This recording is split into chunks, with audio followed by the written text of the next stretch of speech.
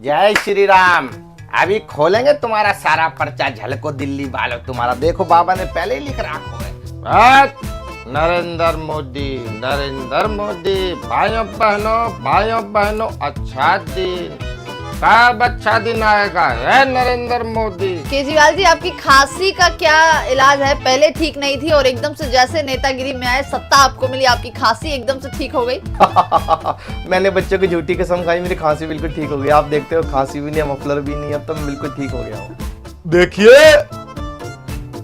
ये झलको दिल्ली का प्रोग्राम है और इतना ही कहना चाहता हूँ, आपको ये झलको टीवी देखना है, लाइक और फॉलो का बटन भी दबाना है। और जो लोग भी नहीं दबाएंगे उनको हम देखेंगे।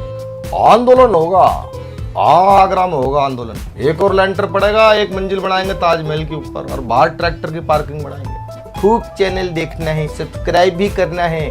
ऐसे नहीं, करना ही पड़ेगा, जो नहीं करेगा छठी मैया पाप देगी। नमस्कार, मैं दिव्या और इस वक्त आप देख रहे हैं झलको दिल्ली। आज आपको एक ऐसी शख्सियत से मिलवाने वाले हैं जो किसी पहचान के मोहताज नहीं है, जिन्होंने सोशल मीडिया से अपनी इतनी पहचान बना ली है कि आज पूरा देश भर के जितनी भी जनता है उनको बखूबी जानती है। सोशल मीडिया पर उनकी वीडियोस इतनी ज्यादा वायरल हो रही है कि लोग हंसने पर मजबूर हो जा रहे हैं। एक के बाद एक वीडियो उनकी लगातार सोशल मीडिया पर शेयर की जा रही है। बात की जाए केजरीवाल की या मोदी की या राहुल गांधी की या फिर लालू यादव की, और अब सोशल मीडिया पर लगातार वायरल होने वाले धीरेंद्र शास्त्री की।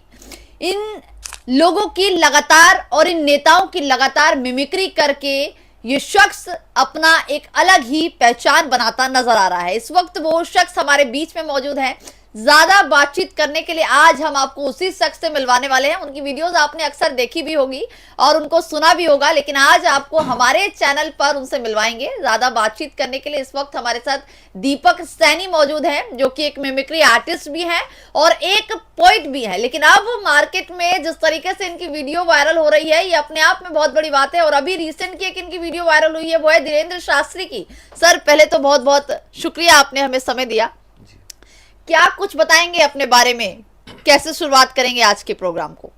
जैसे आप चाहें वैसे शुरुआत करेंगे। झलको दिल्ली तो दिल्ली झलकनी चाहिए। झलकनी चाहिए, बिल्कुल। सोशल मीडिया पर धीरेंद्र शास्त्री के नाम से आप अभी बहुत पॉपुलर हो रहे हैं। स्टार्टिंग में हमने देखा राकेश टिकैत, जिसकी वजह से आप जिनकी मिमिक्री आपने करी और एक लोगों ने उसको बहुत पसंद किया। तो सबसे पहले हम चाहेंगे कि आप जिसको सबसे ज्यादा पसंद करते हैं और किसकी मिमिक्री करके हमारे दर्शकों को लुभाने वाले हैं। देखिए, ईश्वर की इतनी कृपा है कि मैंने जिनकी मिमिक्री की है वो वीडियोस बहुत वायरल हुए हैं। मेरा तो सोशल मीडिया इतना मजबूत नहीं है, लेकिन आप जैसे और चाहने वाले जो लोग हैं वो इतना वायरल कर देते हैं कि वो तीसरे चौथे दिन व्हाट्सएप पे पूरा घूमने लग जाती है वीडियो। इन दिनों जो सबसे लेटेस्ट आइटम मेरा वायरल चल रहा है वो है बागेश्वर वाले बाबा धीरेंद्र शास्त्री जी की मिमिक्री।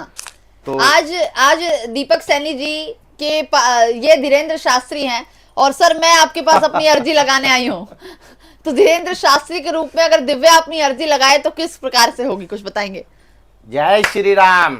अभी खोलेंगे तुम्हारा सारा पर्चा, झलको दिल्ली वालों तुम्हारा। देखो बाबा ने पहले ही लिख रखा है, इसी हफ्ते तुम्हें बहुत बड़े मिमिक्री आर्टिस्ट का इंटरव्यू मिलेगा और वो वीडियो मिलियंस में जाएगा। आशीर्वाद है। हाँ। सर, कैसे मैं अपने करियर में कुछ अच्छा कर सकती हूँ, कुछ बताएंगे? सबसे पहले तो अच्छे इंटरव्यू लेना शुरू करो।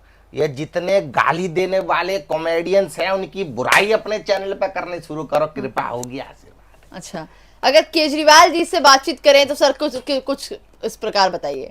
नमस्कार दोस्तों, मैं आपका अपना भाई, मैं तो बेटा हूँ आपका। आज ये बड़ी खुशी का मौका है कि ये झलको दिल्ली से दिव्या जी हमारे बीच में आई हैं। इनको भी पता लग गया है कि मैं कितना कट्टर ईमानदार हूँ। आज मेरी जीत हो गई है दोस्तों। सबको पता है कि मुझे अधिकार मिल गए हैं, आपको भी पता होगा। मैं ट्रांसफ़र और पोस्टिंग कर सकता हूँ, मतलब कितने भी ट्रांसफ़र कर सकता हूँ और कुछ भी पोस्ट कर सकता हूँ फेसबुक इंस्टाग्राम पे। और मुझे एलजी के भी सारे अधिकार मिल गए हैं। अब एलजी के ऊपर हमारी चलेगी, एलजी को हमारी बात माननी पड़ेगी। हम एलजी की वॉशिंग मशीन ले आएँ, चाहे हम एलजी का एसी उठा के ले आए, एलजी से कुछ भी लेके आ सकते हैं, हम मना नहीं कर सकते। अरे वाह सर, जिस तरीके से आपसे जनता जो है बहुत सारे सवाल पूछना चाहती है। पहला सवाल मेरा यही होगा, केजरीवाल जी आपकी खांसी का क्या इलाज है? पहले ठीक नहीं थी और एकदम से जैसे नेतागिरी में आए, सत्ता आपको मिली, आपकी खांसी एकदम से ठीक हो गई? वो तो मुझे एक बड़े अच्छे डॉक्टर मिल गए थे। अच्छा। काफी अच्छे डॉक्टर थे। उन्होंने कहा था कि आपको एक बार बच्चों की झूठी कसम खानी है, खांसी ठीक हो जाएगी। मैंने बच्चों की झूठी कसम खाई, मेरी खांसी बिल्कुल ठीक हो गई। आप देखते हो खांसी भी नहीं है, मफलर भी नहीं है, अब तो मैं बिल्कुल ठीक हो गया हूँ। आप कह रहे थे कि आप ईमानदार पार्टी हैं, आम आदमी पार्टी, आपने अपनी पार्टी का नाम रख लिया, लेकिन आज आपके पास बंगला है, गाड़ी है, शीश महल बना लिया आपने सर। उसके पीछे लॉजिक है। आप इतना चिढ़ते क्यों हैं शीश महल से? उसके पीछे लॉजिक है। अब लोग कहते हैं कि करोड़ों रुपए के पर्दे आ गए, उसके पीछे साइंस है। अब इनके पास एक दूरबीन है, बीजेपी वालों के पास, जिससे चीते वीते देखते हैं, आपने देखा होगा जंगलों में जाके, तो वो आर पार देख लेती है पर्दों के। मनीष भी उसी दूरबीन की वजह से पकड़ा गया है। तो मैंने ऐसे पर्दे बनवाए हैं कि ये कोई भी टेलीस्कोप, बायोस्कोप, माइक्रोस्कोप, दूरबीन कुछ भी ले आए, वो मेरे पर्दों के पार नहीं देख पाते। करोड़ों रुपए का स्विमिंग पूल सत्येंद्र जैन के और मनीष के आंसू लेके आते हैं, उसमें डालते रहते हैं, आंसू लेके आते हैं। तो ये तो हमारे आंसुओं का समंदर है जिसको आप स्विमिंग पूल बता रहे हैं। अच्छा, बहुत बहुत शुक्रिया। कितने अच्छे तरीके से इन्होंने केजरीवाल की एक्टिंग करके दिखाई है, जो इनकी मिमिक्री करी है वो बहुत अच्छी है। अच्छा सर, बात की जाए राजनाथ की, तो राजनाथ के स्टाइल में कुछ बताइए। राजनाथ जी मेरे बहुत पसंदीदा नेता और उनकी मिमिक्री बहुत लोगों ने पसंद किया। जब मैंने शुरू की थी, अब बहुत लोग करने की कोशिश कर रहे हैं। हाँ। तो राजनाथ जी अगर आपके चैनल के बारे में बोलते और कुछ देश को बताते, हाँ।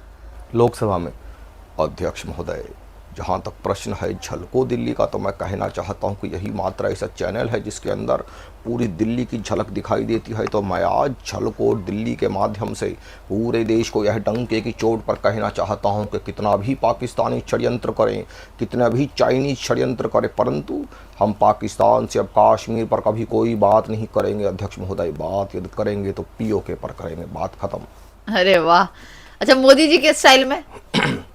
मोदी जी अगर अभी बोलते हैं, मोदी जी बहुत पॉपुलर नेता है पूरी दुनिया के। मैं तो इतने देशों में गया हूं, मैंने देखा मोदी जी का भाषण सब लोग सुनते हैं। जो पसंद करता है वो तो सुनता ही है, जो नहीं करता वो 2 बार सुनता है। तो मोदी जी अगर आते हैं आपके चैनल पर, और देखो लोग कहते हैं कि लोग मोदी जी की मिमिक्री नहीं कर पाते, इंटॉलरेंस वगैरह वगैरह, देखो मैं दिल्ली राजधानी में बैठ के रोज मोदी जी की मिमिक्री करता हूँ, तो कितनी छूट है हमें बोलने की। आप सुनिए। भाइयों बहनों, मेरे देश में और देश की राजधानी दिल्ली में एक चैनल है, झलको दिल्ली। तो मैं मेरी और 142 करोड़ भारतीयों की तरफ से आपको शुभकामनाएं देता हूं कि आप दिल्ली को ऐसे ही झलकाते रहें, दिल्ली के टैलेंट को ऐसे ही प्रदर्शित करते रहें, ऐसे ही दिखाते रहें। बहुत बहुत शुभकामनाएं, धन्यवाद।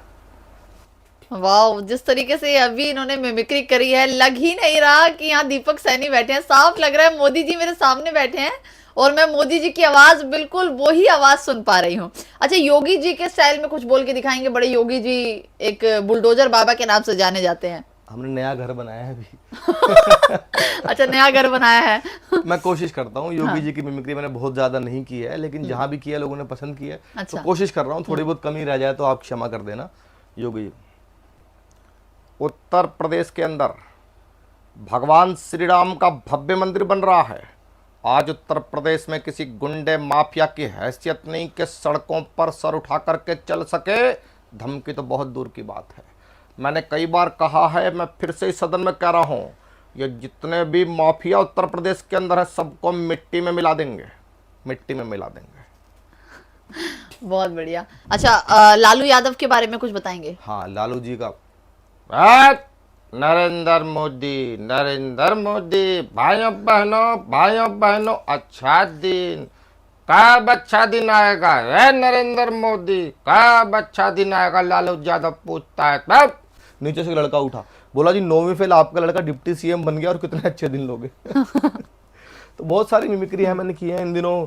एक और मिमिक्री है जो बहुत पसंद कर रहे हैं लोग, मैं जहाँ भी जा रहा हूँ, वो मिमिक्री हमारे गृह मंत्री अमित शाह जी की। अच्छा। हाँ। अमित शाह जी की मिमिक्री आपने कभी नहीं सुनी होगी किसी से? नहीं, हमने तो नहीं सुनी। पॉलिटिशियन की तो बहुत ही कमी मिमिक्री आर्टिस्ट हैं जो करते हैं। अच्छा, कोई कर भी रहा होगा तो कर नहीं पा रहा होगा। अमित शाह जी के नाम का लोगों के अंदर दिमाग में खौफ पता नहीं क्यों रहता है, जबकि मैं दिल्ली में रहता हूँ, हर प्रोग्राम में करता हूँ, और बीजेपी के बहुत सारे प्रोग्राम्स में करता हूँ, लोग बहुत पसंद करते हैं।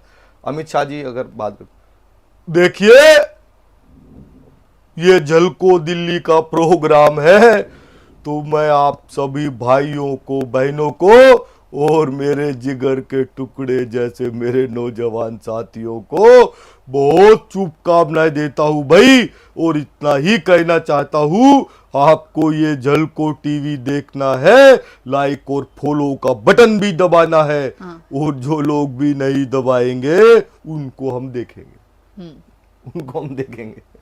तो देखिए बहुत बहुत अच्छा आप अमित शाह की मिमिक्री भी बहुत अच्छी करते हैं। इसी बीच में रोक के एक छोटा सा सवाल करूंगी आपसे, जैसे अभी आपने बोला कि पॉलिटिशियन की मिमिक्री जो है बहुत सारे लोग ट्राई भी करते हैं तो कर नहीं पाते हैं, लेकिन जब भी हम मिमिक्री आर्टिस्ट को देखते हैं तो मिमिक्री आर्टिस्ट जब किसी को बोला जाता है तो सबसे पहला मन में ख्याल आता है कि बॉलीवुड फिल्म स्टार उनकी मिमिक्री करते होंगे, लेकिन आपने फिल्म स्टार की मिमिक्री ना करके पॉलिटिशियन की मिमिक्री करने का कैसे सोचा?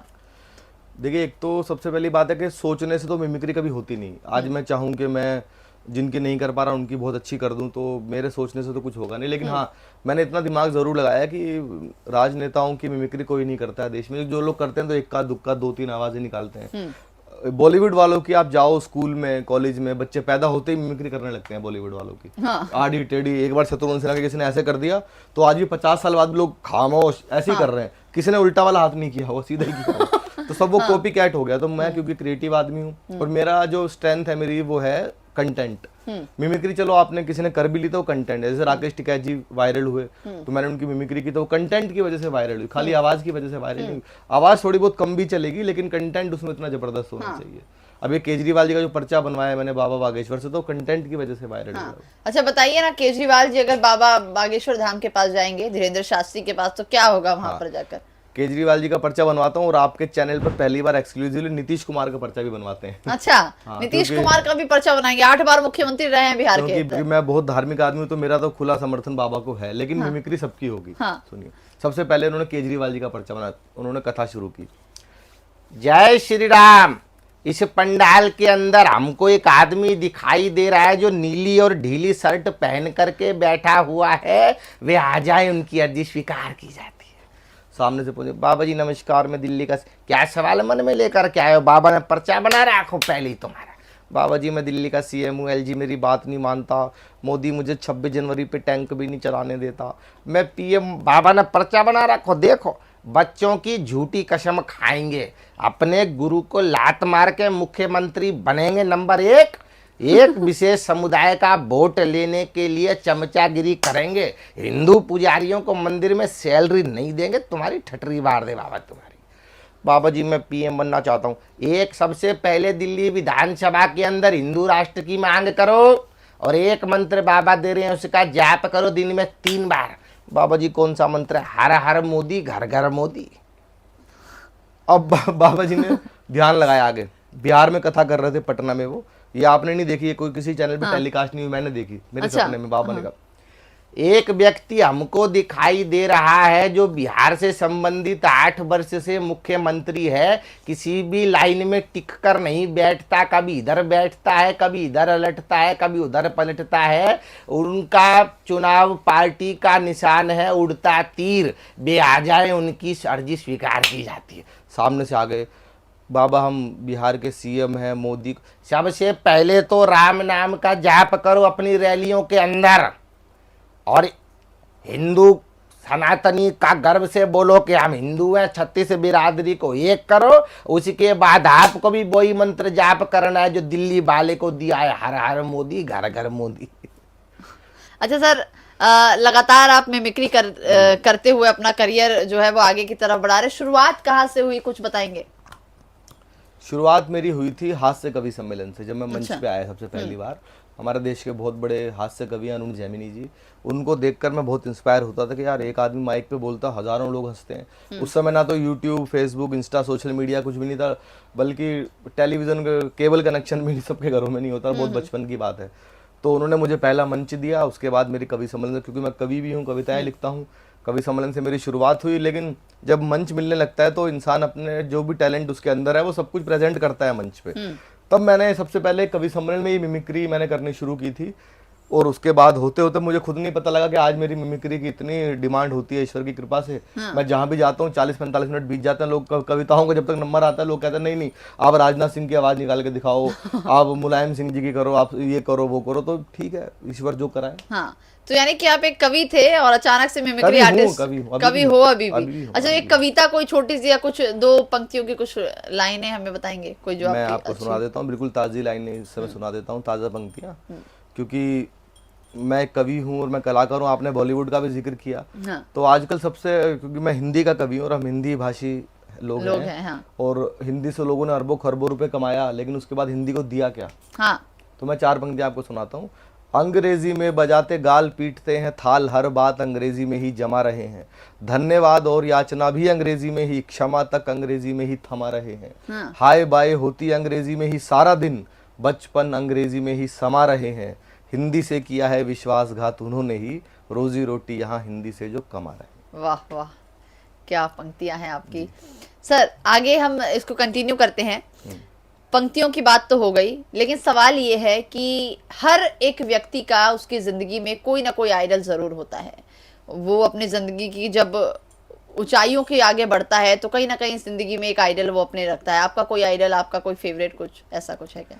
देखिए, मेरे बहुत सारे आइडल हैं, लेकिन अगर कॉमेडी की बात की जाए तो मैं बहुत लोगों से इंस्पायर हुआ हूँ, लेकिन एक व्यक्ति मैं सबसे सीखता हूँ। मैं जॉनी लीवर से भी सीखता हूँ, राजू श्रीवास्तव से भी सीखता हूँ, सुरेंद्र शर्मा जी से भी सीखता हूँ, कपिल शर्मा, सबसे सीखता हूँ। लेकिन अगर कोई एक व्यक्ति माना जाए जो मेरा आइडल है, या मैं उसके जैसा थोड़ा बहुत भी बन पाया कभी कॉमेडी में, हाँ। थोड़ा बहुत भी बनने की कोशिश कर पाऊँ, मैं उनसे मिल नहीं पाया, तो वो थे पाकिस्तान के बहुत लीजेंडरी कॉमेडियन उमर शरीफ। अच्छा, हाँ। वो, मैं उनसे बहुत इंस्पायर हुआ। मैं उनकी जो कॉमेडी टाइमिंग देखता हूँ, मुझे लगता है यार ऐसा होना चाहिए कॉमेडियन, एकदम मौलिक, एकदम ओरिजिनल। हाँ। कोई चुटकुला इधर से उधर से कोई चुराया हुआ नहीं है, एक एक लाइन उस आदमी की ओरिजिनल, और क्या प्रेजेंटेशन विदाउट एनी स्क्रिप्ट। हाँ। तो मैं वैसा शायद 1% भी कभी जीवन में बन पाया तो बहुत बड़ी बात होगी। हाँ। अच्छा सर, एक सवाल और है आपसे जी। कि जब से हम देख रहे हैं कि सोशल मीडिया आया है, तब से कहीं ना कहीं मिमिक्री आर्टिस्ट को एक अच्छा प्लेटफॉर्म मिलने लगा है। इससे पहले मिमिक्री आर्टिस्ट नजर तो आते थे, लेकिन कभी कभार सिर्फ अपनी छोटी मोटी जो एक्टिंग, ये जो मिमिक्री करते थे फिल्म स्टार की, उससे कभी कभी उजागर हो जाते थे, लेकिन उतना कोई अच्छा प्लेटफॉर्म नहीं मिल पाता था। लेकिन सोशल मीडिया को आप एक अच्छा प्लेटफॉर्म मान रहे हैं। बिल्कुल ठीक है। देखिए, मिमिक्री का एक चार्म हमेशा से रहा है। जो लोग अशोक कुमार जी की भी मिमिक्री करते थे, ओम प्रकाश की मिमिक्री करते थे, उनको भी लोग सुनते थे। मिमिक्री का एक अट्रैक्शन हमेशा से रहा है। जब कभी ऑडियो कैसेट्स का जमाना था तो लोग ऑडियो कैसेट लाके मिमिक्री सुनते थे। सीडी वगैरह का आया तो लोग उसमें भी आके मिमिक्री सुनते थे। लेकिन सोशल मीडिया के आने के बाद ये हुआ कि लोगों की थिंकिंग बड़ी हो गई, लोगों का आईक्यू लेवल बहुत बढ़ गया है। लोग छोटे मोटे जोक पे हंसते नहीं है, क्योंकि लोग खुद से इतना क्रिएट कर, जो आर्टिस्ट नहीं है वो लोग भी खुद से इतना अच्छा क्रिएट कर देते हैं कि बड़े बड़े आर्टिस्ट नहीं कर पाते। तो आज की पीढ़ी को हंसाना एक तो सबसे मुश्किल काम है, और आज की पीढ़ी में अपनी फेस वैल्यू बनाना ये बहुत मुश्किल काम है। क्योंकि आप सारा दिन में 1000 रील्स आदमी इंस्टाग्राम पे देखता है, 10,000 रील्स शॉर्ट्स वीडियो यूट्यूब पे देखता है, उसमें से किसी एक उस पर आपका वीडियो पर रुक के आपका चेहरा किसी को ध्यान रहा, तो आज के टाइम में बहुत मुश्किल बात है। तो कहीं ना कहीं सोशल मीडिया है ये एक ऐसा प्लेटफॉर्म जिसने एक व्यक्ति को कहीं ना कहीं जमीन से उठाकर वो एक आसमां दे दिया है। अच्छा सर, अगर बात करूं केजरीवाल की, तो काफी अच्छी मिमिक्री आप केजरीवाल की करते हैं। तो जिस तरीके से आपने मफलर पहन के भी कई बार उनकी एक्टिंग करी है, कुछ बताएंगे उनके स्टाइल में? वो मैंने एक्चुअली क्या है कि आप हमारे घर से थोड़ा दूर जाओगे तो शराब का ठेका है मंदिर के सामने। अच्छा। तो मैंने कहा यार ये मंदिर के सामने शराब का ठेका, जब पूरा आंदोलन चला था ये शराब नीति वाला, उसके बाद वो नीति वापस भी हुई, तो मैं क्या कर सकता हूँ? मैं ना तो केजरीवाल जी को पकड़ सकता हूँ, मुख्यमंत्री है, ना मैं मोदी जी को पकड़ सकता हूँ। तो मैंने कहा यार अपने घर में बैठ के मफलर बांध के व्यंग बांध चलाते हैं। अच्छा। तो मैंने यहाँ बैठ के फिर मैंने वो वीडियो बनाया। नमस्कार दोस्तों, साथियों, मैंने शराब का ठेका गली गली में खोल दिया है। ये बीजेपी वाले उसके फायदे नहीं गिराएंगे आपको कभी भी, ये अनसाइंटिफिक लोग हैं, मैं उसके फायदे बताता हूँ। मैंने कहा सर क्या फ़ायदे हैं? बड़ा फ़ायदा है।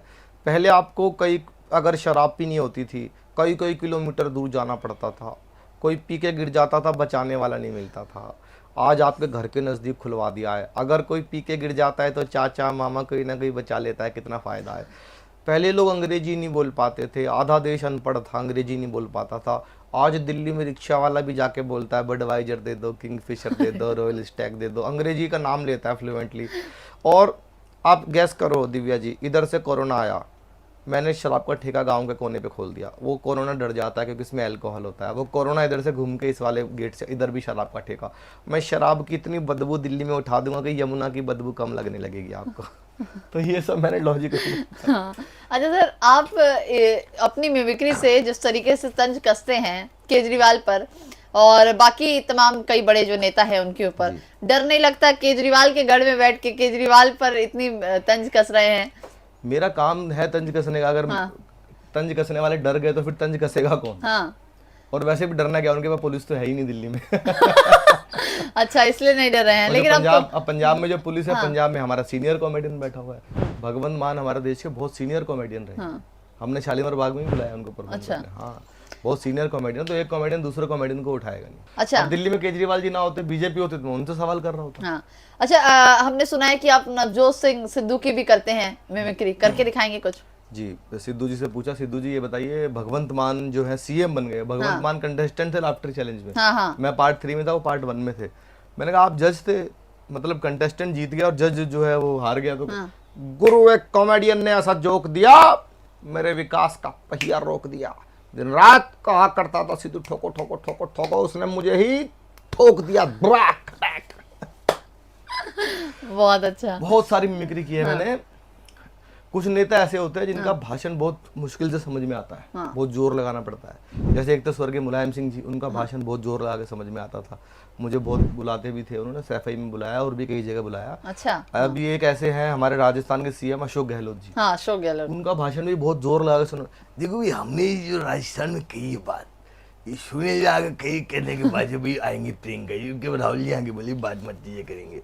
तो हमने कही आपकी जो बात जो जाते थे राजस्थान के अंदर आएंगे भाई, जब तो हमने किस तब आके बोले कि भाई हम तो प्रियंका जी के लाल ले, तो ठीक नहीं होता, ऐसे नहीं आती समझ में। कई लोग ऐसे होते हैं। वाकई में जिस तरीके से मिमिक्री करते हैं बहुत मुश्किल होता है। इस तरीके से लोगों को हंसाना, कहीं ना कहीं लोग बहुत एंजॉय करते हैं इनकी मिमिक्री को देखकर। अच्छा सर, एक चीज और मैं पूछूंगी आपकी, इतने सारे नेताओं की आप मिमिक्री करते हैं, राकेश टिकैत की मिमिक्री कहीं ना कहीं आपको आज एक बहुत बड़ा मुकाम दिला चुकी है। राकेश टिकैत से आप बड़े फेमस हो गए, कुछ उनकी करके दिखाएंगे?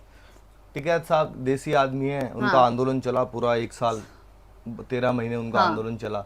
तो वो वीडियो मैंने बनाया था जो बहुत पॉपुलर हुआ, हमारी टीम वर्ल्ड कप से बाहर होगी, क्या करोगे। अभी मैंने देखा कि राकेश टिकैत साहब आगरा चले गए आंदोलन करने। अच्छा। मेरे सपने में ये सब होता रहता है, सपने में आ जाता है आपके? हाँ। तो मैंने कहा टिकैत साहब ये आप आगरा क्यों आए हो? आंदोलन होगा, आगरा में होगा आंदोलन। मैं कहा जी आगरा में क्यों? ताजमहल के बाहर करेंगे आंदोलन। मैं कहा जी ताजमहल के, आदमी ज्यादा आता है, ताजमहल छोटा पड़ गया।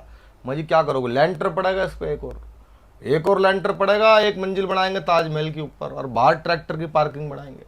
तो ये तो पता नहीं कंटेंट कब कहाँ से आने लग जाए। वो क्रिकेट वाला तो उस समय बहुत ही वायरल वीडियो था वो। बहुत नेता हैं जो रह गए हैं जिनकी मैं करता हूँ। शिवराज सिंह चौहान साहब हैं, दिल्ली के सांसद। हमारे भाई मनोज तिवारी जी हैं। मनोज तिवारी की थोड़ी करके दिखाइए। क्योंकि झलको दिल्ली है तो दिल्ली के तो सांसद हैं, हमारे बड़े भाई हैं। तो वो, अरे बाबा जानते हैं ना, ये जो झलको दिल्ली से दिव्या जी आई है ना, इनका बहुत हम धन्यवाद। और आपको तो हम इतना ही कहते हैं कि खूब चैनल देखना है, सब्सक्राइब भी करना है।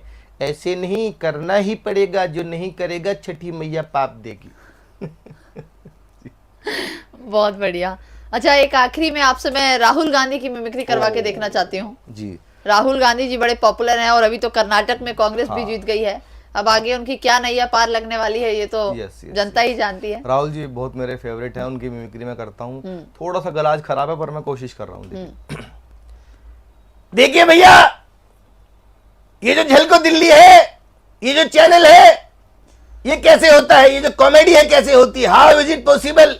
ये कॉमेडी ये भैया कोई नहीं बताएगा आपको, ये गोदी मीडिया नहीं बताएगा, मैं बताता हूं। मैं बताता हूं आपको। ये दिव्या जी हैं, मैं इनसे पूछता हूं, मेरा जवाब नहीं मिलता भैया, मेरा जवाब नहीं मिल रहा है, तब मैं आगे बढ़ता हूं, फिर मैं दिमाग लगाता हूं, तब सोचता हूं ये मीडिया वाले हैं, ये जो ऑडियंस है ये कहती है भैया, तब मैं करता हूं सिंपल, टाटा बाय बाय, अब आएगा मजा। अरे वाह, राहुल गांधी की ये कह रहे हैं इनका गला खराब है लेकिन फिर भी आप देखिए बिल्कुल डिट्टो कहीं ना कहीं राहुल गांधी से मैच करती हुई जो आवाज है वो इन्होंने निकाल के दिखाई। वो खराब गले में ज्यादा अच्छी निकलेगी उनकी, मुझे पता था। अच्छा सर, बात की जाए आपके बैकग्राउंड की या फिर आप अब तक कहाँ कहाँ गए हैं, क्योंकि हमने बहुत सुना है कि विदेशों में भी आपके शोज हुए हैं, तो कौन कौन से देश हैं जहाँ तक अभी आप गए हैं, कुछ ऐसा बताएंगे? मैं 12 देशों में गया हूँ अभी अच्छा। तक, और बहुत सारे यादगार टूर हैं। हॉलैंड में गया था मैंने वहाँ रामलीला भी कराई थी हॉलैंड के अंदर। अच्छा, रामलीला मैंने कराई क्या कराई थी? थी, राम जी ने कराई, लेकिन मुझे माध्यम बनाया था कराने का। अच्छा तो वहाँ हॉलैंड में किया, यादगार रहा बहुत वो। चाइना गया था कोरोना से पहले, अच्छा चाइना, बैंकॉक और म्यांमार, ओमान, दुबई, सिंगापुर बहुत बार। लेकिन कई शोज यादगार होते हैं। ओमान में कवि सम्मेलन होता है हर साल, 3 कवि सम्मेलन होते हैं वहाँ, और लगभग 6-7 कवि हर साल वहाँ जाते हैं। अच्छा। तो मुझे सौभाग्य मिला, 2018 में उन्होंने मुझे अकेले बुलाया। यहाँ 25 साल की परंपरा में उन्होंने मुझे अकेले बुलाया। अच्छा। तो कई शोज ऐसे बहुत यादगार होते हैं। जैसे आईआईटी रुड़की है, आईआईटी रुड़की में शो होता है, उनका जो फेस्ट होता है, तो उसमें उनका एक रूल है कि वो किसी आर्टिस्ट को 3 साल नहीं बुलाते, 3 साल से पहले रिपीट नहीं करते। मुझे लगातार 3 साल बुलाया उन्होंने। अच्छा। तो कुछ कुछ चीज़ें ऐसी हैं जो ईश्वर ने दी हैं। बड़े बड़े चैनल्स पर स्टैंडिंग ओवेशन जो मिली है वो माँ सरस्वती की कृपा से मिली है। अच्छा सर, एक चीज और बताइए, जैसे आपने बताया बहुत सारे आपके यादगार जो शोज रहे हैं वहां पर रहे हैं, तो जब वहां पर आप जाते हैं तो मिमिक्री करने के लिए ही स्पेशली आपको बुलाया जाता है या कवि के रूप में भी आप जाते हैं? देखिए, मैं कवि सम्मेलन में भी जाता हूँ, मैं अपने कॉर्पोरेट कॉमेडी शोज भी, लाफ्टर शोज भी करता हूँ, सोलो जो मेरे शोज होते हैं जिसमें 1.5-2 घंटे में परफॉर्म करता हूँ।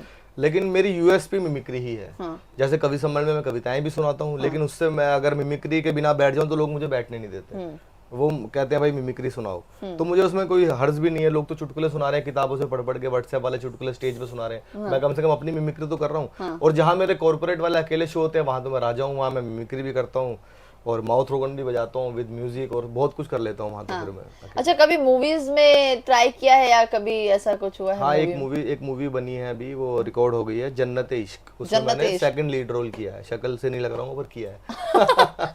अच्छा, लीड रोल किया है उस मूवी में। अच्छा, आगे की प्लानिंग किस तरीके से आपने बताया? कोई प्लानिंग नहीं है, प्लानिंग सिर्फ ये है कि मंच पे रहना है, हंसाते रहना है, इसके अलावा और साइड से कौन से बाईपास पे ईश्वर ले जाएगा वो भगवान जानता है। अच्छा, कितने मंचों पे अभी तक आप जो मिमिक्री है वो कर चुके हैं, करीब कुछ बता पाएंगे? मैं लगभग 1700 मंचों पर, क्योंकि मैं बचपन से कर रहा हूँ शोज, और रेगुलर मैं हर दूसरे तीसरे दिन किसी ना किसी मंच पर होता हूँ, चाहे वो कवि सम्मेलन हो, चाहे वो लाफ्टर शो हो, कॉर्पोरेट इवेंट हो, मीडिया पर हो। तो लगभग 1700 शोज में कर चुका हूँ। अच्छा, अब मैं आपको आखिरी में एक छोटी सी चीज दिखाऊंगी कि जिस तरीके से सोशल मीडिया पर दीपक सैनी जी जो हैं वो एक अलग ही लेवल पे लोगों के बीच में धमाल मचाते नजर आ रहे हैं, लोग खूब पसंद कर रहे हैं।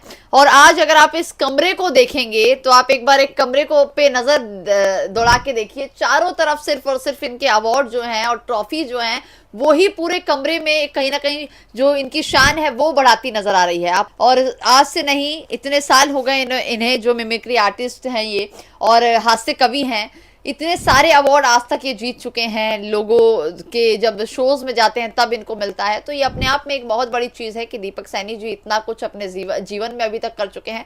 और यही वजह है कि जनता का जो प्यार है वो दीपक सैनी जी को मिल रहा है और जनता इतना प्यार कर रही है। अगर ऊपर भी आप देखेंगे तो इतने सारे अवार्ड्स हैं, तो ये सारे जो अवार्ड्स हैं ये अपने आप में ही एक व्यक्ति की पहचान को दर्शाता है। जैसे मैंने शुरुआत में कहा कि दीपक सैनी को किसी पहचान के मोहताज नहीं है।